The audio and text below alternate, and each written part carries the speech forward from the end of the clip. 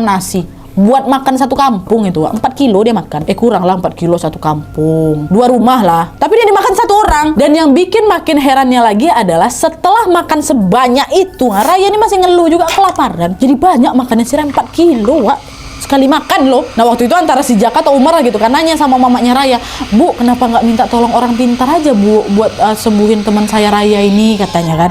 Udah ibu bawa. Orang pintar tuh bilang makanan sebanyak itu tuh memang bukan untuk Raya, bukan Raya yang makan, melainkan itulah jin yang lagi bersarang di tubuhnya Raya. Ada jin di dalam tubuhnya Raya nih nak, tapi mereka nggak bisa dikeluarkan dari tubuh Raya. Itu kata mamanya. Nampak kali mamanya sedih kali nak waktu ngomong kayak gitu. Iyalah orang tua mana nggak sedih nengok keadaan anak kayak gitu kan. Dan ternyata dari mamanya si Raya ini juga mereka mengetahui bahwa ada 10 jin Wak yang sedang bersarang di tubuhnya si Raya waktu itu.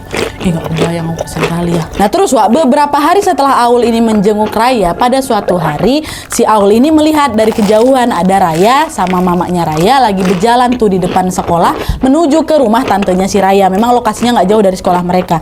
Ketengok tuh sama si Aul. Nah waktu itu yang dilihat sama si Aul, posisinya si Raya ini lagi digendong sama mamanya. Aul ngomong dalam hati, ih si Raya ini malah minta gendong pula sama mamanya. Apa nggak berat itu si tante gendong si Raya? Ya kan bongsor kali badan si Raya nih. Nah waktu mereka saling melihat, mereka pun sama-sama melambaikan tangan tuh Wak. Nah melihat si Aul, Raya pun langsung tiba-tiba kayak kegirangan, Aul kayak gitu. Ibunya si Raya pun langsung manggil, Aul sini si Raya pengen ketemu kamu, katanya kan dah. Aul pun langsung lah bergegaskan nyamperin Raya sama ibunya. Tapi Wak, belum juga sampai di hadapan ibunya tuh masih sekitar 2-3 langkah lagi lah. Tiba-tiba aja secara mengejutkan Raya ini lompat ke si Aul Wak. Lompat Aul langsung refleks ngegendong si Raya juga. Raya dari digendong mamanya, dia lompat ke tempat si Aul, minta digendong juga gitu. Tapi langsung udah ada di badannya si Aul. Dan yang anehnya waktu itu, saat itu Aul langsung mengerti kenapa ibunya Raya ini nggak keberatan gendong si Raya. Karena ternyata Aul juga merasa badannya si Raya ini ringan kali Wak, kayak ngegendong anak bayi.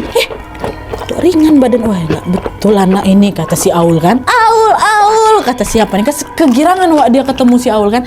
Iya Raya, sehat-sehat Raya, kata gitu. Dah gak lama kemudian barulah si Raya ini turun dari gendongannya si Aul kan. Langsung dia ngambil minuman yang Aul pegang. Aul tuh kebetulan lagi minum Wak, diambil sama si Raya, langsung diminumnya dia. Raya jangan, ini minuman bekas aku, kita beli baru aja ya, kata. Nggak mau, kata si Raya kan Wak. Kamu kan sahabat aku, nggak apa-apa aku minum bekas kamu biar nggak ada orang yang bisa lukain kamu, kata Raya Wak. Ya Allah, Aul yang dengar jawabannya si Raya Wak langsung kayak nggak bisa nahan air matanya Wak. Nangis Aul macam sedih gitu. Ya Allah, apa yang udah terjadi sama kawan aku nih, macam nggak kuat kali loh. Kalian ngerasa nggak sih kenapa dia jadi kayak gini gitu? Nah minumlah, nggak apa-apa, minumlah. Suka Raya ya, nanti kita beli lagi ya Raya ya. Dah, aduh aku pula jadi sedih Wak. Dah nih, singkat cerita, Raya pun minta digendong lagi sama si Aul. Mereka bertiga lah nih pergi ke rumah tantenya si Raya.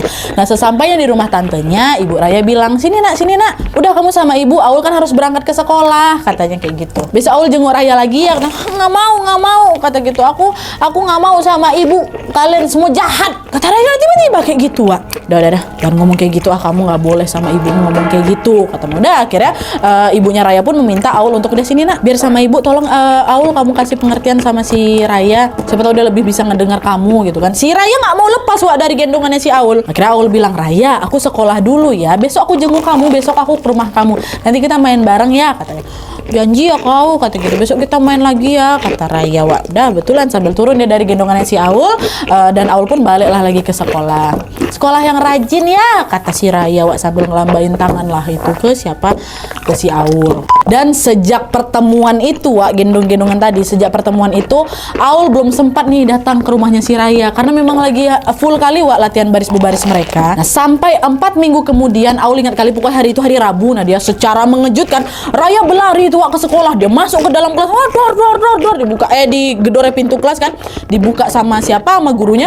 Ngos-ngosan Raya nih, masuklah dia di dalam kelas kan. Semua murid yang dalam kelas pun kaget kan, bahkan guru yang lagi ngajar juga heran, kok kenapa nih, kok tiba-tiba ngos-ngosan gini kau berlari-lari masuk kelas, bukannya anak ini sakit gitu kan. Semua murid sama guru-guru tuh udah mengetahui kalau kondisi Raya ini memang lagi sakit, makanya tuh lo nggak bisa masuk sekolah. Dan kebingungan seisi kelas tuh nggak sampai di situ aja Wak, karena setelah si Raya ini masuk, tiba-tiba, aduh ini aku nggak kuat sih ngomongnya, tiba-tiba Raya memeluk temannya satu persatu Wak.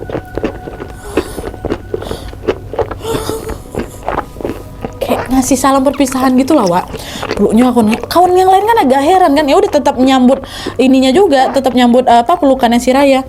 Raya kok cepat sehat ya, semua pada kayak gitu kan. Udah dipeluknya kawannya satu-satu, dia jalan nih menuju ke tempat duduknya. Wak, minta pulpen sama kertas katanya. Udah dapat, kemudian si Raya ini nulis angka, Wak, tau kan? 1, 2, 3, 4. Nah, pas mau nulis angka 4 ini, Wak, entah kenapa si Raya ini macam udah nggak berdaya lagi gitu loh untuk nulis, Wak. Barulah di situ mulai lucu nangis, ya Allah. Guru yang waktu itu lagi ngajar otomatis nanya, Raya kamu kenapa, Nak? Kenapa kamu tiba-tiba nangis? Kata gitu kan. Dan jawaban Raya ini lah, Wak, yang bikin merinding. Raya bilang, tolong panggil Pak Ustadz, saya udah gak kuat, kata dia. Tolong panggil Pak Ustadz, tolong, aku kesakitan, Bu, aku kesakitan, tolong. Aduh, aku kok pengen nangis ya. Teman-teman Raya yang melihat hal itu tuh ya spontan langsung ikutan nangis juga. Wah, kasihan nengok kawan ini kan. Bahkan gurunya itu pun juga ikutan nangis. Tapi macam belum sempat ditangani, macam belum manggil Pak Ustadz itu, tiba-tiba kedua orang tuanya si Raya ini pun langsung nyampe di sekolah. Raya, ada anak saya, Bu. Itu Bu, ada, Bu, kata. Ya Allah, Raya, kata, yuk pulang, kata orang tuanya si Raya, Wak. Dan pada saat si Raya ini dibawa pulang sama orang tuanya pun, Raya masih ngomong, Pak Ustadz, tolong cariin saya Pak Ustadz, kata. Allah, sedih kali nggak kebayang aku kalau di sana. Astagfirullahaladzim. Iya ya, nanti Bu panggilin Pak Ustadz. Udah tenang kamu, tenang, kata gitu. Dibawa lah kawan nangis nengok si Raya kayak gitu, Wak. Dan Raya pun dibawa balik lagi kan ke rumah. Dan setelah kejadian hari itu, Aul dan teman-teman yang lain udah nggak pernah lagi, Wak, melihat si Raya. Mereka juga belum sempat lagi menjenguk si Raya karena mereka sudah masuk ke persiapan ujian sekolah dan ujian nasional, Wak. Dan ternyata kedatangannya si Raya ke kelas, memeluk temannya satu-satu dan menangis berkeluh kesah di kelas tersebut, itu adalah kesempatan terakhir mereka bisa melihat Raya, Wak. Karena beberapa hari setelah kejadian di sekolah itu, Aul mendengar kabar dari toa masjid rumahnya, kabar yang tidak pernah ingin Aul dengar. Terjadilah hari itu. Kabar tersebut adalah berita tentang berpulangnya Raya untuk selama-lamanya, Wak. Aul ingat kali waktu itu dia sama keluarganya sedang menunggu buka puasa di hari pertama bulan Ramadan, Wak. Bagi Auli begitu berbeda dan bikin lemah sekali lah si Aul, Wak. Dan pengumuman dari sekolah itu juga bersamaan dengan kedatangannya salah satu temannya Aul ke rumahnya Aul, yang memang terlihat lagi buru-buru kali kayak pengen ngasih tahu kabar tersebut sama si Aul kalau Raya udah nggak ada. Aul sama kawannya langsung lah menangis berpelukan kan, Wak, kan. Dan langsung mereka bergegas ke rumahnya Raya.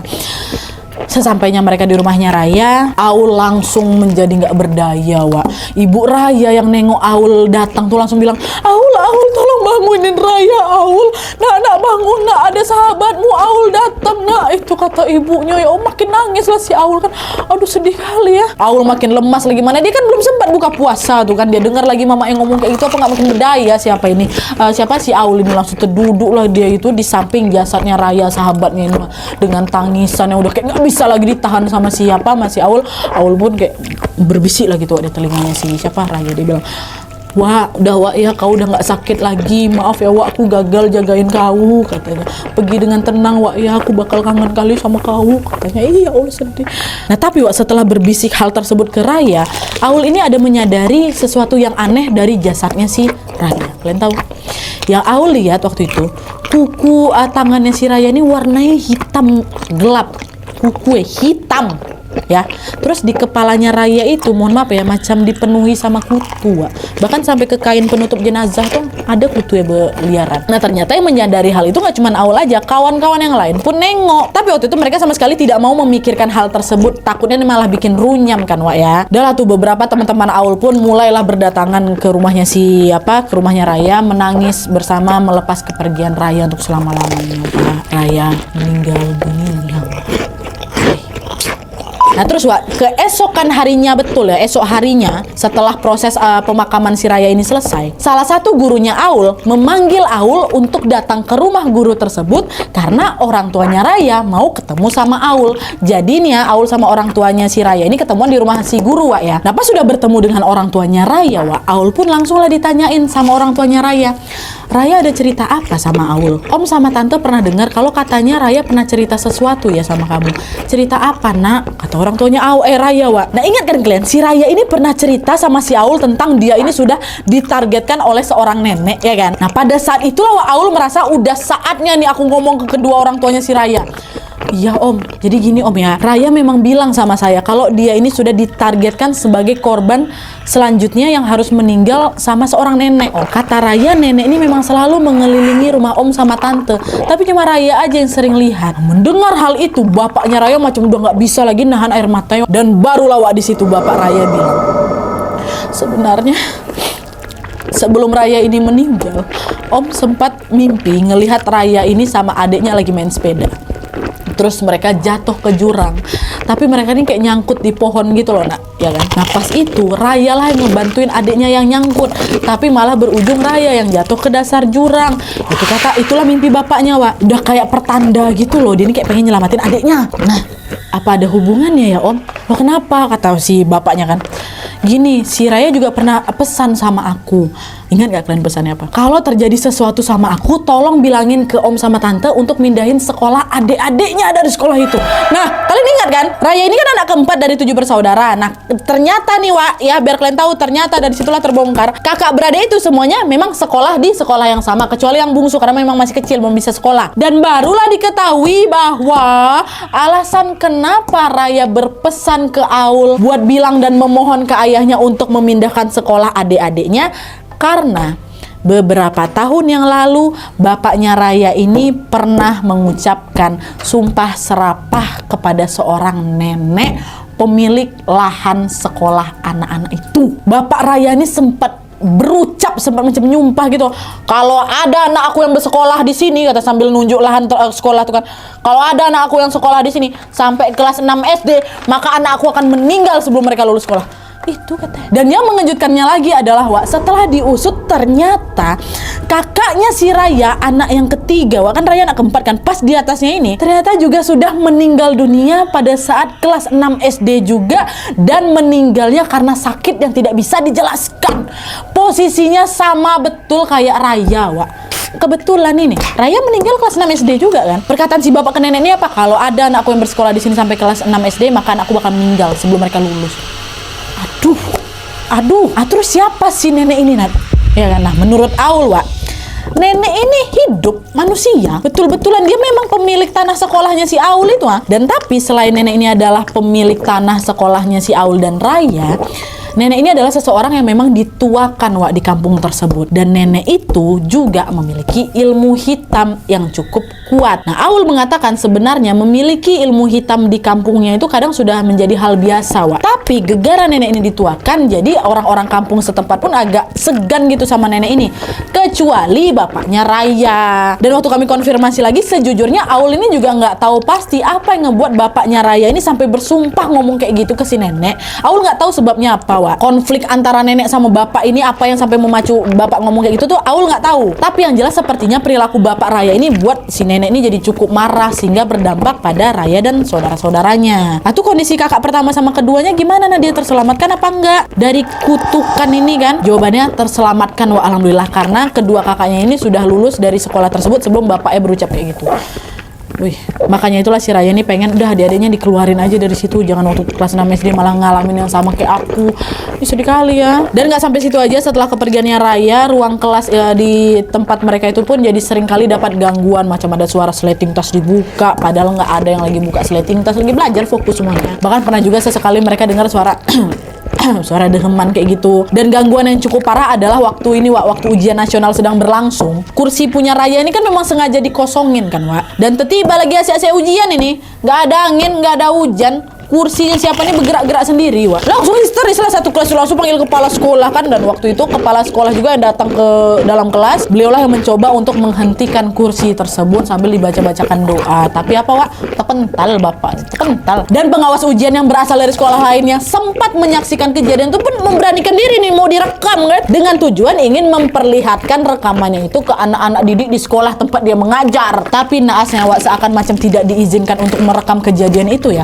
Sepulang dari sekolahnya si Aul, yang pengawas ujian tuh kecelakaan, Wak. Tapi untung masih selamat. Dan setelah dicek lagi itu video kursi yang bergerak yang memang sudah berhasil mereka dia rekam ini udah nggak ada lagi di handphonenya. Itulah kan macam nggak boleh direkam kejadian itu. Ya Allah. Oke, Wak, jadi itu tadi kisah yang horor serta menyedihkan dari Aul. Terima kasih banyak Aul, kisah tragis ya, bisa dibilang tragis ya, yang menimpa teman baiknya Raya. Dan ayo sekarang sama-sama kita doakan semoga almarhum Mah Raya bisa diberikan tempat terbaik di sisinya, amin ya rabbal alamin. Dan dari kisah ini kita bisa belajar teruntuk semuanya yang nonton video ini, termasuk aku juga pastinya, untuk tetap berhati-hati terhadap ucapan, Wak ya. Kita nggak pernah tahu ucapan kita ini bisa menyakiti perasaan orang lain atau enggak. Kehati-hatian dalam berucap itu adalah kunci utama agar terhindar dari akibat negatif lagi. Kenapa ucapannya lidah ini lebih tajam lagi dari jarum, pisau, silet, samurai, pedang, lebih tajam. Sekarang jempol pula makin tajam kan. Luka oleh ucapan itu akan terasa lebih menghujam dan membekas sekali di hati, Wak ya. Hati-hati, jaga lisan sayangku, Wak ya. Dah. Oke, Wak, jadi sekian dulu videonya. Terima kasih banyak yang sudah menonton. Kita ketemu besok lagi. Dan buat kalian yang suka video ini, klik like-nya, jangan lupa komen